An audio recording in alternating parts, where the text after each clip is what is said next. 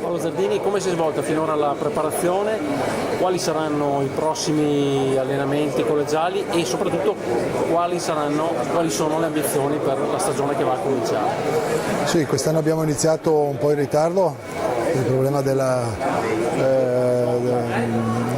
lezioni che sono svolte un po' tardi, poi però abbiamo svolto un programma molto intenso con i due gruppi che abbiamo, sia col gruppo top che col gruppo di aggregati. Abbiamo fatto un bellissimo lavoro, abbiamo un bel gruppo di ragazzi, io mi sono occupato in modo particolare delle ragazze e diciamo che sono migliorate molto, speriamo che i risultati arrivino, insomma. Avete segnato sul calendario qualche data particolarmente importante?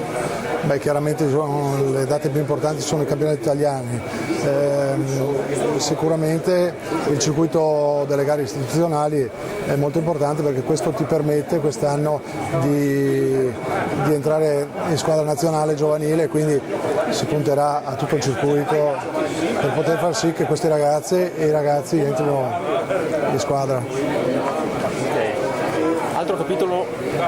Altro capitolo importante è quello della collaborazione, che è diventata ancora più stretta di quanto lo fosse in passato tra il Comitato Veneto e la Forestale. Che cosa possiamo dire al riguardo?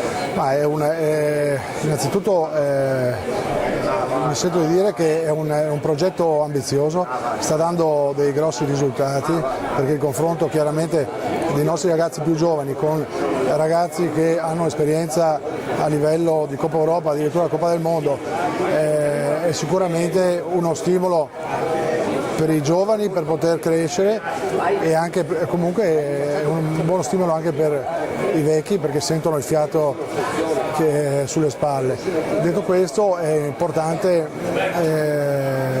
che questo lavoro continui perché appunto sta suscitando dei grossi risultati, tant'è vero che siamo invidiati da tutti gli altri comitati che stanno diciamo, cercando di copiarci un pochettino, vediamo se insomma, come andranno le cose, speriamo che alla fine parlano i risultati, questo è importante.